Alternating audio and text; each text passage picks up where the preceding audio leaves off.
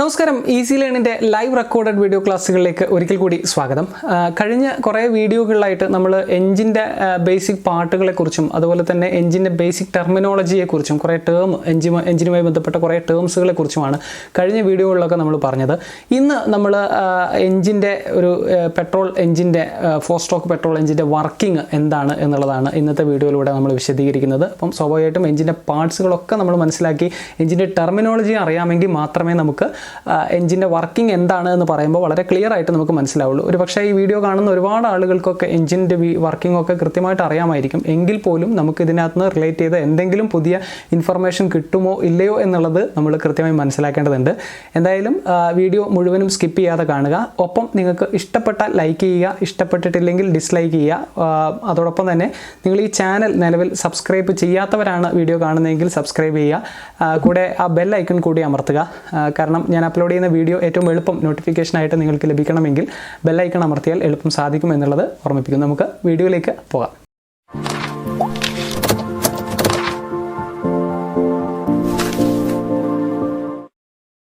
അപ്പോൾ നമ്മൾ കഴിഞ്ഞ ദിവസം എഞ്ചിൻ്റെ ബേസിക് ടെർമിനോളജി പറഞ്ഞപ്പോൾ ഇടയിൽ വെച്ച് വിട്ടുപോയ ഒരു ഭാഗമുണ്ട്. അത് ക്യൂബിക് കപ്പാസിറ്റി എന്ന് പറയുന്ന ഭാഗമാണ്. 1-2 പേര് കമൻ്റായിട്ട് എഴുതി അറിയിക്കുകയും ചെയ്തിട്ടുണ്ട്. ക്യൂബിക് കപ്പാസിറ്റി എന്താണെന്ന് ചോദിക്കുകയൊക്കെ ചെയ്തിട്ടുണ്ട്. അപ്പം എഞ്ചിൻ കപ്പാസിറ്റി എന്താണ്, ക്യൂബിക് കപ്പാസിറ്റി എന്താണ് എന്ന് പറഞ്ഞതിന് ശേഷം നമുക്ക് എഞ്ചിൻ്റെ വർക്കിങ്ങിലേക്ക് പോകാം. അതുകൂടി ഇതിന് ആ ബേസിക് ടെർമിനോളജിയിൽ നമ്മൾ പറയാൻ വിട്ടുപോയൊരു ടേമുള്ളൂ. അപ്പോൾ എന്താണ് ക്യൂബിക് കപ്പാസിറ്റി? പലപ്പോഴും നമ്മൾ കേൾക്കുന്നതാണ് ഒരു വാഹനത്തിൻ്റെ CC എന്ന് പറയുന്നത്. CC എത്രയാണ്? ഇപ്പം 800 cc മാരുതി 800 cc എന്നും അതുപോലെ തന്നെ നമ്മൾ ബൈക്കുകളിലൊക്കെ പറയുകയാണെങ്കിൽ പൾസർ 220 cc അല്ലെങ്കിൽ 150 cc എന്നൊക്കെ നമ്മൾ പലപ്പോഴും കേൾക്കുന്നുണ്ട്. എന്താണ് ഈ CC? ഇവിടെ നമ്മൾ മനസ്സിലാക്കേണ്ട ഒരു കാര്യം, CC എന്ന് പറയുന്നത് ക്യൂബിക് കപ്പാസിറ്റിയാണ്. CC എന്ന് പറയുന്നത് ക്യൂബിക് കപ്പാസിറ്റിയാണ്. ക്യൂബിക് കപ്പാസിറ്റി എന്നുള്ളതുകൊണ്ട് ഉദ്ദേശിക്കുന്നത് എഞ്ചിൻ്റെ കപ്പാസിറ്റിയാണ്. പക്ഷേ എഞ്ചിൻ്റെ കപ്പാസിറ്റി എന്ന് പറയുമ്പോൾ ചില ആളുകളൊക്കെ വിചാരിക്കും എഞ്ചിൻ്റെ ടോട്ടൽ കപ്പാസിറ്റിയാണ് ഉദ്ദേശിക്കുന്നത് എന്നുള്ളത്. പക്ഷേ ഇവിടെ അങ്ങനെയല്ല. എഞ്ചിൻ്റെ കപ്പാസിറ്റി എന്നുള്ളതുകൊണ്ട് ഉദ്ദേശിക്കുന്നത് എഞ്ചിൻ്റെ സ്വെപ്റ്റ് വോളിയമാണ് ഉദ്ദേശിക്കുന്നത്. Okay, total swept volume of an engine. അപ്പോൾ നമ്മൾ കഴിഞ്ഞ വീഡിയോയിലൊക്കെ പറഞ്ഞു എന്താണ് സ്വെപ്റ്റ് വോളിയം എന്നുള്ളത്. സ്വെപ്റ്റ് വോളിയം എന്ന് പറഞ്ഞാൽ എന്താ? TDC മുതൽ BDC വരെയുള്ള സിലിണ്ടറിൻ്റെ വോളിയത്തിനെയാണ് നമ്മൾ സ്വെപ്റ്റ് വോളിയം എന്ന് പറയുന്നത്. അവിടെ നമുക്കൊരു എഞ്ചിൻ്റെ ആനിമേഷൻ കാണാം. അവിടെ നിങ്ങൾക്ക് ചുവന്ന കളറിൽ അവിടെ പോയിൻ്റ് ഔട്ട് ചെയ്ത് വെച്ചിരിക്കുന്നത് എന്താണ്? എഞ്ചിൻ്റെ സ്വെപ്റ്റ് വോളിയമാണ്. ഓക്കെ, അതായത് TDC മുതൽ BDC വരെയുള്ള ചലനത്തിൻ്റെ സമയത്ത് ഉള്ള എഞ്ചിൻ്റെ വോളിയമാണ് സ്വെപ്റ്റ് വോളിയം എന്ന് നമ്മൾ പറയുന്നത്. ഓക്കെ, അപ്പോൾ ഇതാണ് സ്വെപ്റ്റ് വോളിയം എന്നുള്ളതുകൊണ്ട് നമ്മൾ ഉദ്ദേശിക്കുന്നത്. TDC മുതൽ BDC വരെയുള്ള എഞ്ചിൻ സിലിണ്ടറിൻ്റെ വോളിയം, അതാണ് സ്വെപ്റ്റ് വോളിയം. അത് തന്നെയാണ് ക്യൂബിക് കപ്പാസിറ്റി എന്ന് പറഞ്ഞാൽ. ഒരു സിംഗിൾ സിലിണ്ടർ എഞ്ചിനെ സംബന്ധിച്ചിടത്തോളം സ്വെപ്റ്റ് വോളിയം തന്നെയാണ് ക്യൂബിക് കപ്പാസിറ്റി. ഓക്കെ, എന്നാൽ മൾട്ടി സിലിണ്ടർ എഞ്ചിനെ സംബന്ധിച്ചിടത്തോളം അതിൽ വ്യത്യാസമുണ്ട്. നമ്പർ ഓഫ് സ്വെപ്റ്റ് വോളിയം, എത്ര സിലിണ്ടർ ഉണ്ടോ അത്രയും സിലിണ്ടറിൻ്റെ എണ്ണം കൊണ്ട് സ്വെപ്റ്റ് വോളിയത്തിനെ ഗുണിച്ചാൽ അല്ലെങ്കിൽ ടോട്ടൽ സ്വെപ്റ്റ് വോളിയം കൂട്ടിയാൽ കിട്ടുന്നതാണ് ക്യൂബിക് കപ്പാസിറ്റി എന്ന് പറയുന്നത്. അപ്പം നമ്മൾ മനസ്സിലാക്കുക, ഒരു എന്താ പറയുക, സിംഗിൾ സിലിണ്ടർ എഞ്ചിനെ സംബന്ധിച്ചിടത്തോളം അതിൻ്റെ സ്വെപ്റ്റ് വോളിയം, അതായത് TDC മുതൽ BDC വരെയുള്ള സിലിണ്ടറിൻ്റെ വോളിയം അല്ലെങ്കിൽ പിസ്റ്റൺ ഡിസ്പ്ലേസ്മെൻറ്റ്, ആ ഒരു ഭാഗം അത്രയും വരുന്ന വോളിയം, അതാണ് എന്താ പറയുന്നത് സ്വെപ്റ്റ് വോളിയം എന്ന് പറയുന്നത്. അതുതന്നെയാണ് യഥാർത്ഥത്തിൽ എന്താ ക്യൂബിക് കപ്പാസിറ്റി എന്ന് പറയുന്നത്. സ്വെപ്റ്റ് വോളിയം നമ്മൾ നേരത്തെ അടയാളപ്പെടുത്തുന്നത് V(S), അങ്ങനെയാണ് നമ്മൾ സ്വെപ്റ്റ് വോളിയം നമ്മൾ നേരത്തെ കാൽക്കുലേറ്റ് ചെയ്ത് അല്ലെങ്കിൽ നമ്മൾ റെപ്രസെൻ്റ് ചെയ്തത്. ഓക്കെ, എന്നാൽ ഇവിടെ സിംഗിൾ സിലിണ്ടർ എഞ്ചിൻ്റെ കാര്യം നമ്മൾ പറയുന്നു. ഇവിടെ നമുക്ക് നോക്കാം. മൾട്ടി സിലിണ്ടർ എഞ്ചിൻ്റെ കേസിൽ വരുമ്പോൾ എന്താവും? മൾട്ടി സിലിണ്ടർ എഞ്ചിൻ്റെ കേസിൽ വരുമ്പോൾ swept volume into number of cylinder. Swept വോളിയത്തിനെ നമ്പർ ഓഫ് സിലിണ്ടർ ഉണ്ട്. എല്ലാത്തിൻ്റെയും സ്വെപ്റ്റ് വോളിയം സെയിം ആയിരിക്കും. ഇപ്പോൾ ഒരു 3 സിലിണ്ടർ എഞ്ചിൻ്റെ കാര്യം എടുക്കാമെന്ന് വിചാരിക്കുക നമ്മൾ. അപ്പോൾ ഒന്നാമത്തെ സിലിണ്ടറിൻ്റെ സ്വെപ്റ്റ് വോളിയം പ്ലസ് രണ്ടാമത്തെ സിലിണ്ടറിൻ്റെ സ്വെപ്റ്റ് വോളിയം പ്ലസ് മൂന്നാമത്തെ സിലിണ്ടറിൻ്റെ സ്വെപ്റ്റ് വോളിയം. ഇത് 3 കൂടിയും കൂട്ടിയാലാണ് നമുക്ക് എന്ത് കിട്ടുക? 3 സിലിണ്ടർ എഞ്ചിൻ്റെ സ്വെപ്റ്റ് വോളിയം കിട്ടുക. അപ്പോൾ ഉദാഹരണത്തിന് മാരുതി 800 cc എന്ന് നമ്മൾ പറയുന്നില്ലേ, 800 cc. അപ്പോൾ ഈ 800 cc മാരുതി വാഹനത്തിനെ സംബന്ധിച്ചിടത്തോളം, കാറിനെ സംബന്ധിച്ചിടത്തോളം 3 സിലിണ്ടറുകളാണ് അതിനകത്തുള്ളത്. 800 cc മാരുതി കാറിൽ 3 സിലിണ്ടറുകളാണുള്ളത്. അങ്ങനെ വരുമ്പോൾ ഈ 3 സിലിണ്ടറിൻ്റെയും കൂടി ടോട്ടൽ സ്വെപ്റ്റ് വോളിയമാണ് ഈ 800 cc എന്ന് പറയുന്നത്. ഇപ്പോൾ ഉദാഹരണത്തിന് ബജാജ് പൾസർ 220 cc എന്ന് നമ്മൾ പറയുന്നു. 220 എന്ന് പറയുന്ന ഒറ്റ സിലിണ്ടറിൻ്റെ സ്വെപ്റ്റ് വോളിയമാണ്. ഓക്കെ, അങ്ങനെ സിലിണ്ടറുകളുടെ എണ്ണത്തിനെ സ്വെപ്റ്റ് വോളിയം കൊണ്ട് ഗുണിച്ചാലാണ് നമുക്ക് എന്ത് കിട്ടുക? ക്യൂബിക് കപ്പാസിറ്റി നമുക്ക് കിട്ടുക. ഓക്കെ, ഇനി നമ്മൾ നോക്കാൻ പോകുന്നത് ഒരു 4 സ്ട്രോക്ക് പെട്രോൾ എഞ്ചിൻ്റെ വർക്കിംഗ് എങ്ങനെയാണ് നടക്കുന്നത് എന്നുള്ളതാണ്. വളരെ ഇമ്പോർട്ടൻ്റ് ആണ്. കാരണം എഞ്ചിൻ്റെ working 4 stroke petrol engine, 4 stroke diesel engine, 2 stroke petrol and 2 stroke diesel engine, ഈ സാധനങ്ങളൊക്കെ നമുക്ക് മനസ്സിലാക്കിയാൽ മാത്രമേ ഇതുമായി ബന്ധപ്പെട്ട അനുബന്ധമായ ഭാഗങ്ങളിൽ, ഇപ്പോൾ ഉദാഹരണം ലൂബ്രിക്കേഷൻ സിസ്റ്റം, കൂളിംഗ് സിസ്റ്റം, അതുപോലെ തന്നെ ഇഗ്നിഷൻ സിസ്റ്റം, ഇങ്ങനെയുള്ള സാധനങ്ങളൊക്കെ നമ്മൾ മനസ്സിലാക്കണം എന്നുണ്ടെങ്കിൽ ഒരു എഞ്ചിൻ്റെ വർക്കിംഗ് ക്ലിയർ ആയിട്ട് അറിഞ്ഞിരിക്കണം. കുറേ ആളുകൾക്കൊക്കെ ചിലപ്പോൾ അറിയായിരിക്കാം. അറിയാവുന്ന ആളുകൾ ഒന്ന് റിപ്പീറ്റ് ചെയ്ത് ഒന്ന് കണ്ട് കാര്യങ്ങൾ മനസ്സിലാക്കാൻ ശ്രമിക്കുക. ഞാൻ എപ്പോഴും ബേസ് ലെവലിൽ നിന്നേ പറയുള്ളൂ. അപ്പോൾ ഇതൊക്കെ നിങ്ങൾക്ക് അറിയുന്ന കാര്യമാണെന്ന് കരുതി സ്കിപ്പ് ചെയ്യരുത്. ചിലപ്പം അതിനകത്ത് എന്തെങ്കിലും ഒരു ഇൻഫർമേഷൻ നമുക്ക് ചിലപ്പം കിട്ടാനുണ്ടായിരിക്കും.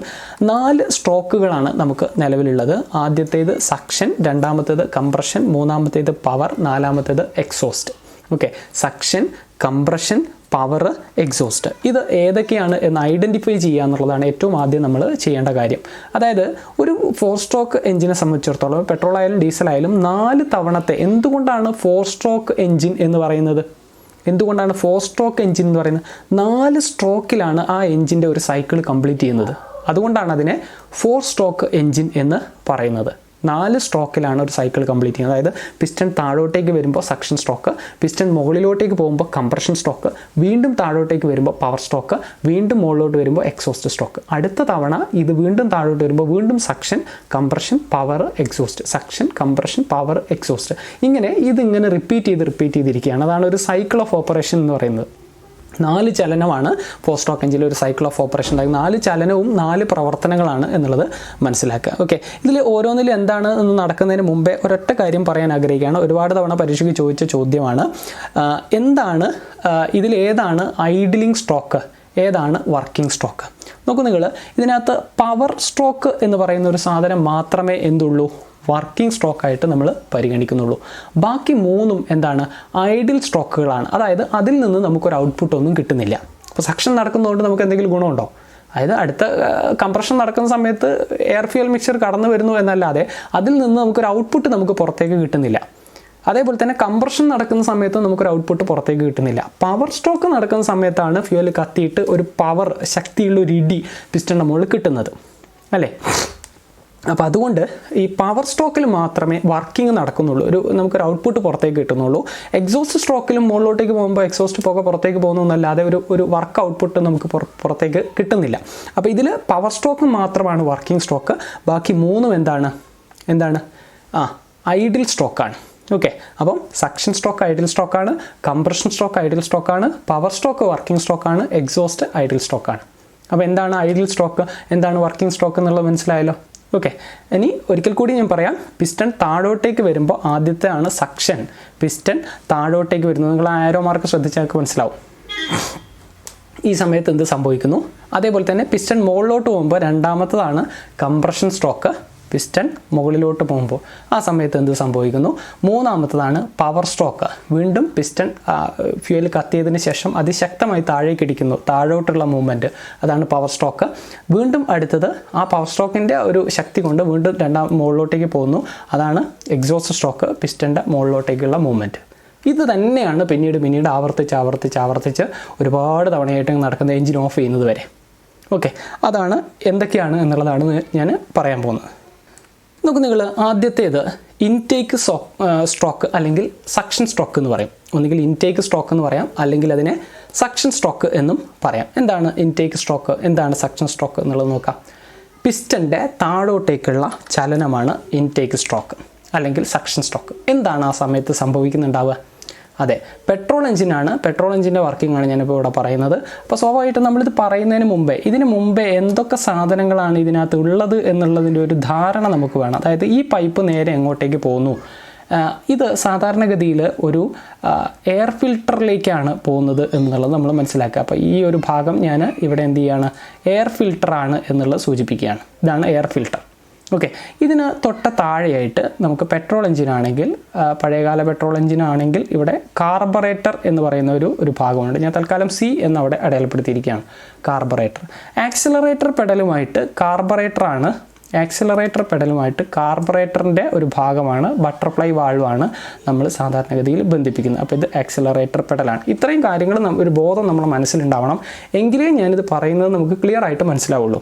ഓക്കെ, പിസ്റ്റൻ്റെ താഴോട്ടേക്കുള്ള ചലനമാണ് സക്ഷൻ സ്ട്രോക്ക്. ആ സമയത്ത് സിലിണ്ടറിൻ്റെ ഉള്ളിൽ ഒരു വാക്വം ക്രിയേറ്റ് ചെയ്യപ്പെടുന്നു. എന്താ ഈ വാക്വം എന്ന് പറഞ്ഞാൽ? എയറിൻ്റെ ഇല്ലാത്ത അവസ്ഥ. അതായത് പിസ്റ്റൺ ഇവിടെ നിൽക്കുകയാണ്, ഈ പിസ്റ്റൺ താഴോട്ടേക്ക് നീങ്ങുമ്പോൾ ഇവിടെ ഒന്നും ഇല്ലാത്തൊരവസ്ഥയാണ്, എയറും ഇല്ല, ഒന്നുമില്ല. അപ്പോൾ എന്താ പറയുക, എന്തെങ്കിലും അവിടെ ഒരു വലിവ് അവിടെ വരും. ആ വലിവ് വരുന്നതിൻ്റെ ഫലമായിട്ടാണ് ഈ ഇൻടേക്ക് മാനിഫോൾഡിൽ നിന്ന് എയർ ഇതിൻ്റെ ഉള്ളിലേക്ക് കടക്കുന്നത്. അത് കടക്കാൻ അപ്പോഴത്തേക്കും നമ്മൾ എന്ത് ചെയ്യണം? ഇൻടേക്ക് വാൾവ് അല്ലെങ്കിൽ ഇൻലെറ്റ് വാൾവ് എന്ത് ചെയ്യണം? ഓപ്പൺ ചെയ്ത് വെക്കണം. അപ്പോൾ ഇൻലെറ്റ് വാൾവ് ഓപ്പൺ ചെയ്ത് വെക്കുകയും പിസ്റ്റൺ താഴോട്ടേക്ക് നീങ്ങുകയും ചെയ്യുമ്പോൾ ഈ സിലിണ്ടറിൻ്റെ ഉള്ളിൽ ഉണ്ടാകുന്ന ആ ഒരു വലിവ് ബലം കൊണ്ടാണ് എയർ ഫിൽട്ടർ വഴി അന്തരീക്ഷ വായു എന്തിലേക്ക് വരുന്നത്? എൻജിൻ സിലിണ്ടറിൻ്റെ ഉള്ളിലേക്ക് വരുന്നത്. അന്തരീക്ഷത്തു നിന്നാണ് ഈ എയറിനെ എടുക്കുന്നത്. എയർ ഫിൽറ്ററിൻ്റെ പുറമെ അന്തരീക്ഷ വായുവാണ്. എന്തിനാണ് എയർ ഫിൽറ്റർ എന്ന് ചോദിച്ചാൽ എന്താ? അന്തരീക്ഷ വായുവിൽ ധാരാളം പൊടിപടലങ്ങളൊക്കെ ഉണ്ടാവും, അവിടെ വെച്ചിട്ടൊന്ന് ഫിൽട്ടർ ചെയ്തതിന് ശേഷമാണ് എയർ കടന്നു വരുന്നത്. ഈ എയർ കടന്നു വരുന്ന വഴിക്കാണ് നമ്മൾ കാർബറേറ്റർ എന്ന് പറയുന്ന ഒരു പൊസിഷൻ അവിടെയാണ് കൊടുക്കുന്നത്.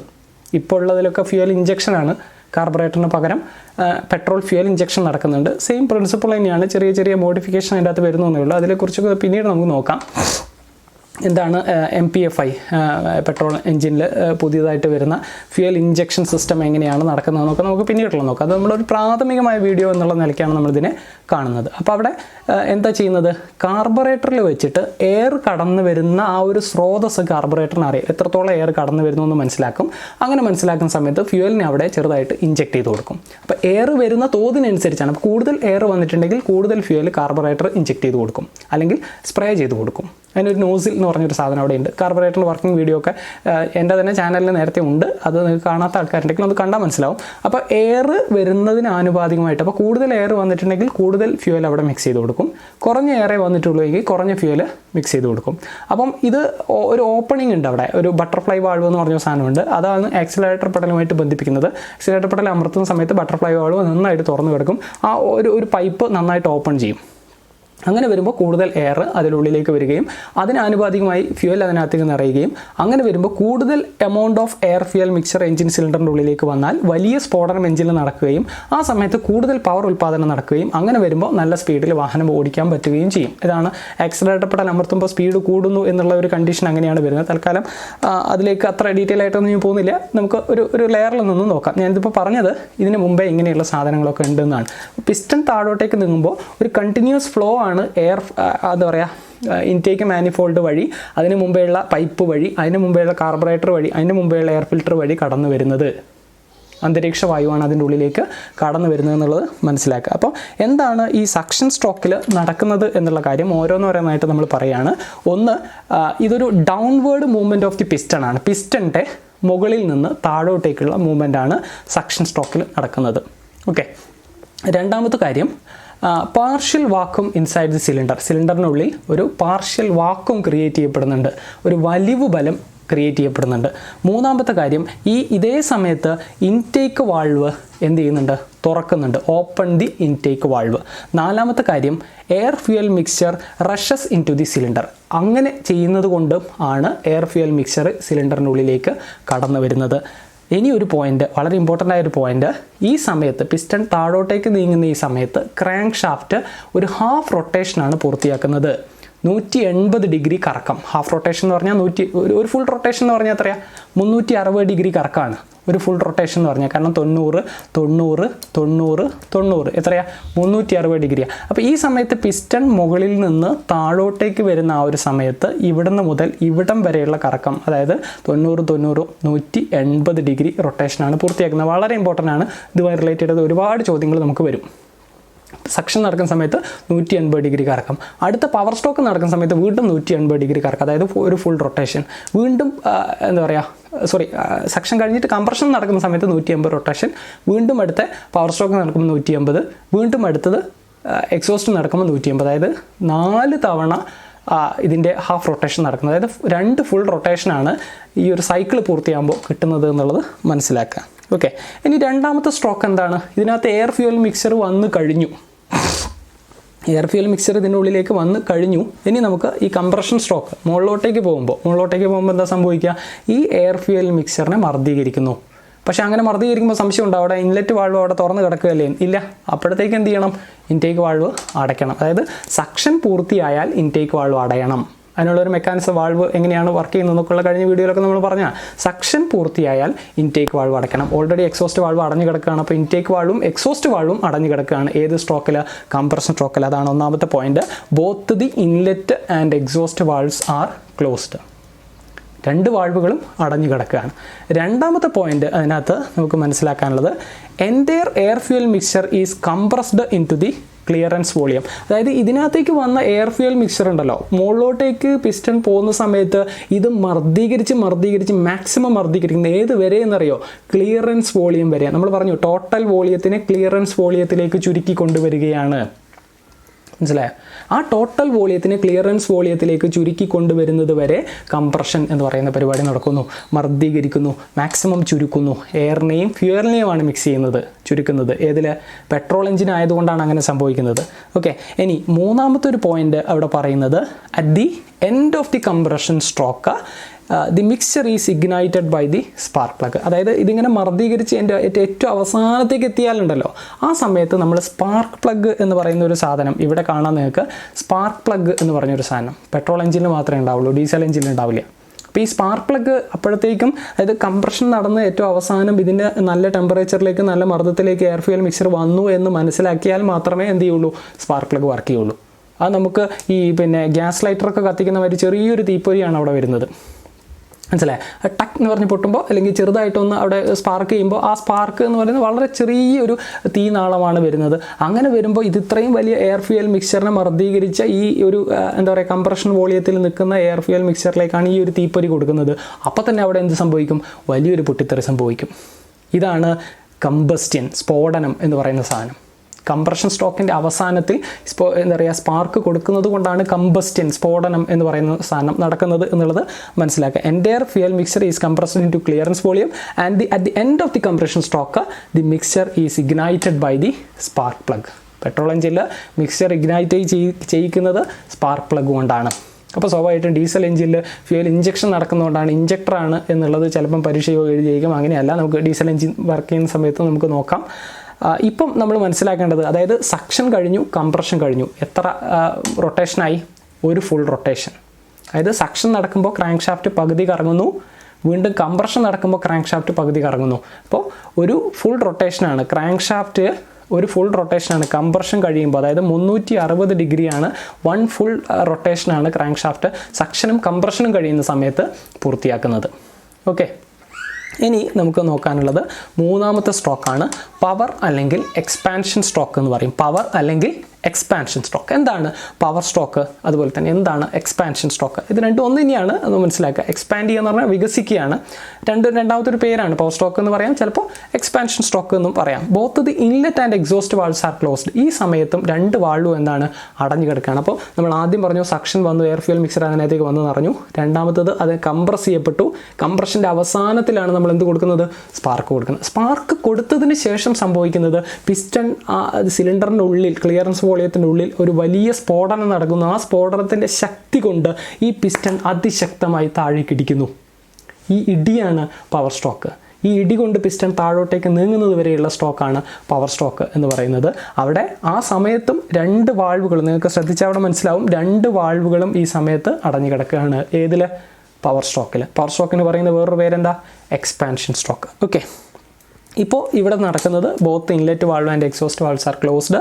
രണ്ടാമത്തത് റാപ്പിഡ് കമ്പസ്റ്റൻ ഒക്കേഴ്സ്. വളരെ പെട്ടെന്നാണ് ഈ ഒരു കമ്പസ്റ്റൻ. റാപ്പിഡ് എന്ന് പറഞ്ഞാൽ എന്താ? വളരെ പെട്ടെന്ന് വലിയൊരു കമ്പസ്റ്റൻ നടക്കുന്നത് ഒരു എന്താ പറയുക ഫ്രാക്ഷൻ ഓഫ് സെക്കൻഡുകൾക്കുള്ളിലാണ് ഈ പറഞ്ഞ പരിപാടി നടക്കുന്നത്. ഞാനിത് പറഞ്ഞ മാതിരി സക്ഷൻ നടക്കുന്നു, കംപ്രഷൻ നടക്കുന്നു, പവർ ഉണ്ടാകുന്നു, ഇങ്ങനെയൊന്നും അല്ല. ഇത് പറയുന്നതിൻ്റെ 1000-1 അംശം സമയം എടുത്തിട്ടായിരിക്കും ഈ പറയുന്ന പരിപാടിയൊക്കെ നടക്കുന്നുണ്ടാവുക.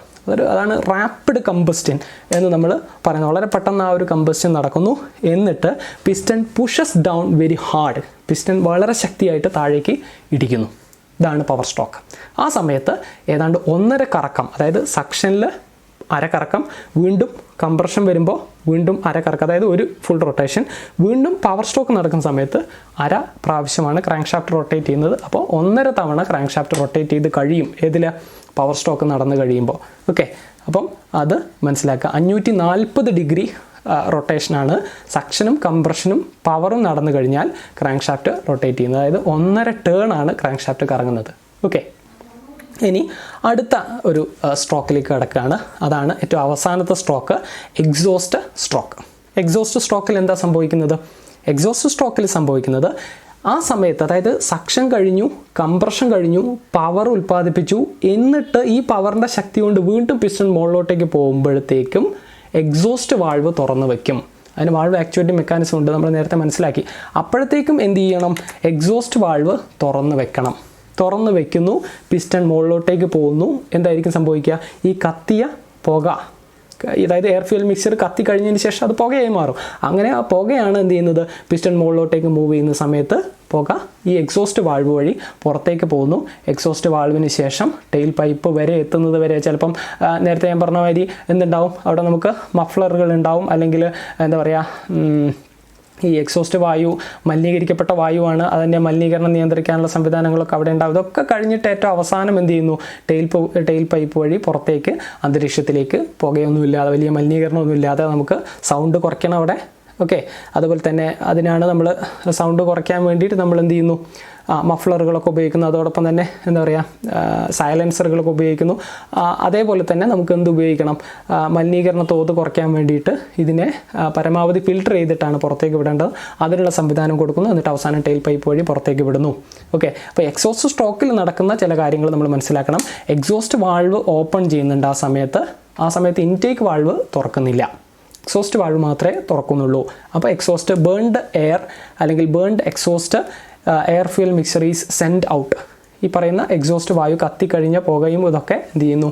പുറത്തേക്ക് പോകുന്നു. At the end of the intake stroke, intake stroke or next cycle is started. അതായത് സക്ഷൻ കഴിഞ്ഞു, കംപ്രഷൻ കഴിഞ്ഞു, പവർ കഴിഞ്ഞു, എക്സോസ്റ്റിൻ്റെ ഏറ്റവും അവസാനം ആകുമ്പോഴത്തേക്കും അടുത്ത ഇൻടേക്ക് വാൾവ് തുറക്കുകയും അടുത്ത ഇൻടേക്ക് സ്ട്രോക്ക് ആരംഭിക്കുകയും ചെയ്യുന്നു.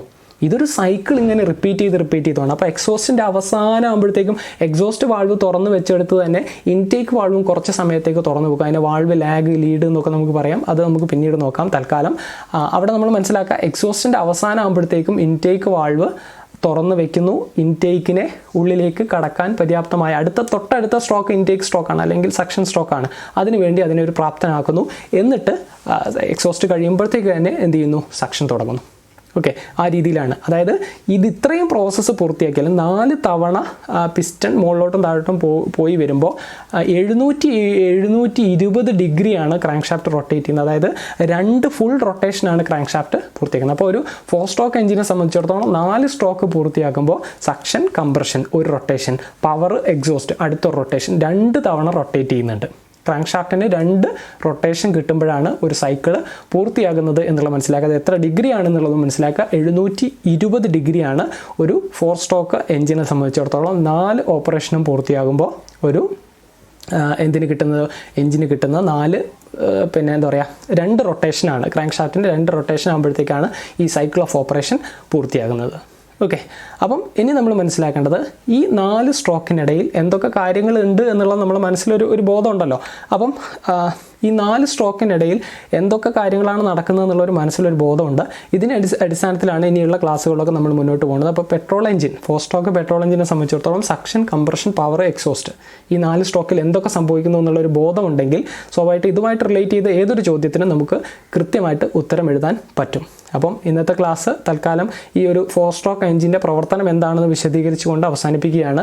ഇതുമായി ബന്ധപ്പെട്ട് എന്തെങ്കിലും സംശയങ്ങളോ കാര്യങ്ങളോ ഉള്ള ആളുകളുണ്ടെങ്കിൽ നിങ്ങൾക്ക് കമൻറ്റ് ബോക്സിൽ രേഖപ്പെടുത്താം. അതോടൊപ്പം തന്നെ നിങ്ങൾക്ക് ഇതുമായിട്ട് റിലേറ്റ് ചെയ്ത എന്തെങ്കിലും ഒബ്ജക്റ്റീവ് ടൈപ്പ് ക്വസ്റ്റ്യൻ വരുന്നുണ്ടെങ്കിൽ, അല്ലെങ്കിൽ നിങ്ങളുടെ എന്താ പറയുക സെർച്ചിനിടയിൽ കിട്ടിയിട്ടുണ്ടെങ്കിൽ അതും നിങ്ങൾക്ക് കമൻറ്റ് ബോക്സിൽ രേഖപ്പെടുത്താം. തീർച്ചയായും അതിനൊക്കെ ഉത്തരം നമുക്ക് ഡിസ്കസ് ചെയ്യാവുന്നതാണ്. ഒബ്ജക്റ്റീവ് ടൈപ്പ് ക്വസ്റ്റ്യനുകൾക്ക് മാത്രമായിട്ട് ഒരു സെഷൻ ഞാൻ പിന്നീട് വെക്കുന്നതാണ്. അപ്പം അതും കൂടിയും നമുക്ക് കൃത്യമായി കിട്ടണം എന്നുണ്ടെങ്കിൽ നിങ്ങൾ തീർച്ചയായും ഈ ചാനൽ ഒന്ന് ഫോളോ ചെയ്യുക. അതോടൊപ്പം തന്നെ ഇതൊന്ന് സബ്സ്ക്രൈബ് ചെയ്യുക, ബെൽ ഐക്കൺ അമർത്തുക. പിന്നെ ഇന്നത്തെ ഒരു വർക്കിംഗ് എക്സ്പ്ലനേഷനുള്ള വീഡിയോ നിങ്ങൾക്ക് ഇഷ്ടപ്പെട്ട് കഴിഞ്ഞാൽ തീർച്ചയായും ലൈക്ക് ചെയ്യുക. ഇഷ്ടപ്പെട്ടിട്ടില്ലെങ്കിൽ ഡിസ്ലൈക്കും ചെയ്യാം. ഒപ്പം നിങ്ങളുടെ സുഹൃത്തുക്കൾക്കോ മറ്റോ ഒക്കെ ഷെയർ ചെയ്ത് കൊടുക്കുക. ITയിൽ പഠിക്കുന്ന കുട്ടികളോ അങ്ങനെയൊക്കെ ഉണ്ടെങ്കിൽ അവർക്ക് ഷെയർ ചെയ്ത് കൊടുക്കാം. അവരോട് കാണാൻ വേണ്ടി പറയുക, അഭിപ്രായങ്ങൾ അറിയിക്കുക. ഈ ചാനൽ നല്ല രീതിയിൽ പ്രൊമോട്ട് ചെയ്യാൻ ശ്രമിക്കുക. തീർച്ചയായും ഇതുവരെ വീഡിയോ കണ്ട് കാര്യങ്ങളൊക്കെ മനസ്സിലാക്കിയ മുഴുവൻ ആളുകൾക്കും ഒരിക്കൽ കൂടി ഈസിലൻ്റെ ഹൃദയം നിറഞ്ഞ നന്ദി. Thank you.